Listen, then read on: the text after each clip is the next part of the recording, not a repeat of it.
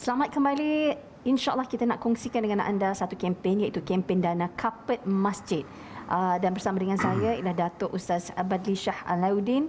Sudah pastinya seorang pendakwah yang cukup disegani dan dihormati. Yang kalau saya interview daripada dulu, zaman-zaman dulu lah mula-mula hosting kan, memang ni antara ustaz favourite tau. Sebab well research, banyak saya belajar dan pasti hari ni pun banyak lagi kita akan belajar daripada Datuk Ustaz. Okey, yang hari ni kita punya fokus ialah bersama dengan sebuah NGO lah, Yayasan Ikhlas. Fokus hari ni memang niche betul-betul. Khusus untuk membantu masjid-masjid menggantikan kapet pasca banjir. Betul. Jadi Ustaz ceritakan bagaimana, kenapa benda ni sangat penting. Baik, terima kasih. Assalamualaikum warahmatullahi wabarakatuh. Waalaikumsalam. Bismillahirrahmanirrahim. Alhamdulillah hamdan hamidin hamdan syakirin. Allahumma salli ala sayyidina Muhammad wa ala alihi wa sahbihi ajma'in, amma ba'du. Sahabat saya, saudari Farah, seterusnya para penonton kita tak kira di mana juga berada, yang dari utara kita doakan sejahtera, yang dari timur moga terus makmur, yang dari barat moga sentiasa dapat berkat. Pagi ini kita nak mengambil kesempatan nak mengajak seluruh para penonton muslimin muslimat, kita nak menumpang rasa simpati terhadap perkara-perkara yang berlaku selepas daripada banjir, orang sebut pasca banjir. Dan salah satu daripada perkara yang sekarang ini kita nak wawarkan pada masyarakat ialah banyak masjid-masjid dan surau-surau yang kini terjejas kerana banjir ini. Yang biasa kita highlight adalah kediaman, rumah, sekolah. Tapi masjid juga tidak terkecuali. Kalau dalam konteks negeri Pahang saja, kita ada 43 buah masjid dan 45 buah surau yang rosak teruk kerana banjir ini.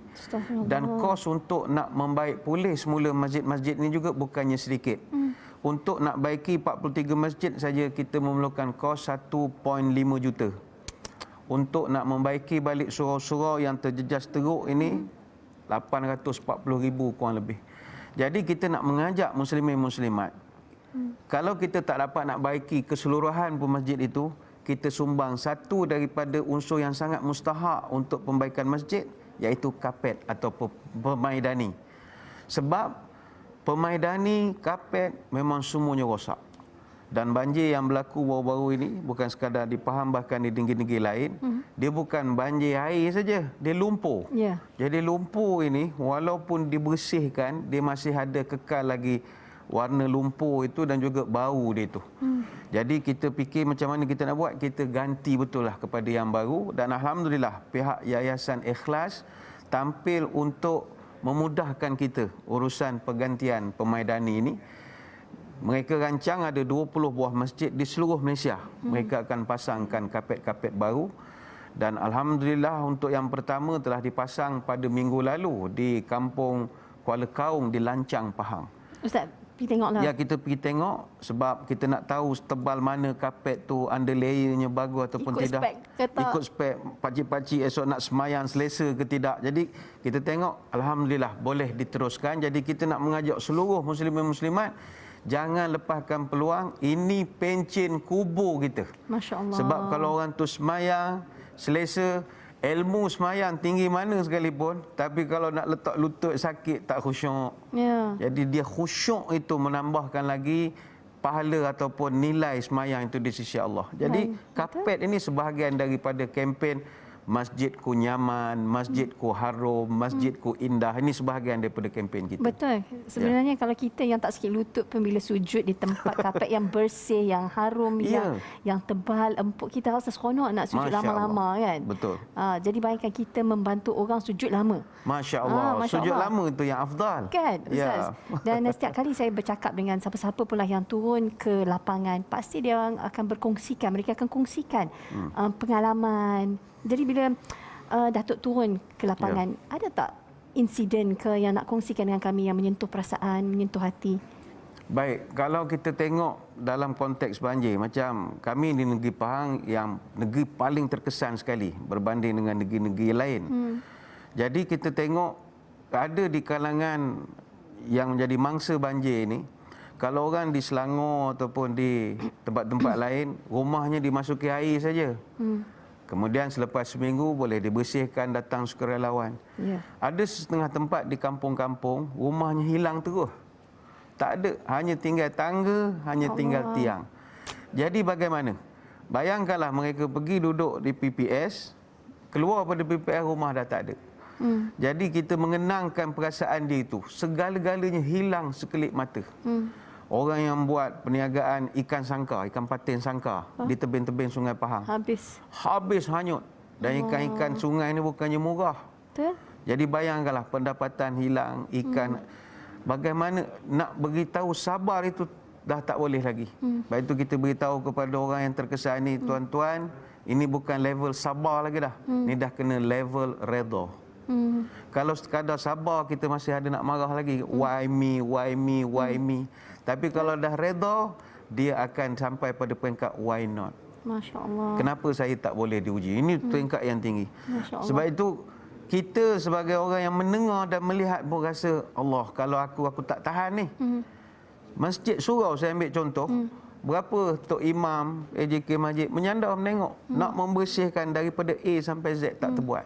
Tapi alhamdulillah ramai rakan-rakan kita dari negeri lain datang tolong basuhkan. Jadi sekarang kita nak bangkit balik, kita mulakan dengan membantu untuk dana kapet ini. Mungkin ada yang bertanyakan, Datuk, kenapa nak kena tukar dengan kapet? Baik. Sekarang musim pandemik, semua orang bawa sejadah sendiri. Kenapa? Baik, Datuk. majoriti daripada jemaah masjid kita adalah warga emas. Ya. Mungkin bagi orang muda-muda yang tanya soalan ni, mereka tak pernah sakit lutut.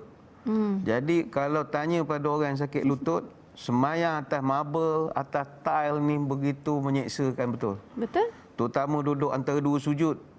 Ketika duduk proses di atas lantai tu tak kuat mereka. Sebab itu sekarang di pasaran orang jual sejadah yang sejadah cerdik lah, sejadah bijak lah, dia boleh balik semula sponge-nya macam-macam. Sebab untuk kekuatan lutut mereka dah tak ada lagi. Ya. Jadi bila masjid itu berkapet, mereka akan lebih sedap untuk nak turun sujud, duduk antara dua sujud. Hatta Masjidil Haram pun, walaupun dia ada tiles, tapi tetap digolongkan, dibentangkan permaidani ketika solat. Benar. Sebab ada orang yang tak kuat lututnya. Betul. Even sports people, kalau ada torn ligament pun, dia akan dapat merasai kesakitan tu. Memang, sebab saya ada torn ligament. Memang sakit. Dan memang bayangkan ayah-ayah kita lah yang berada di masjid. Kita kena bantu ayah-ayah mak kita kan, insyaAllah. Okey, jadi sekarang ni katalah ada badan korporat ataupun individu nak memberi sumbangan, bagaimana? Baik, dia begini.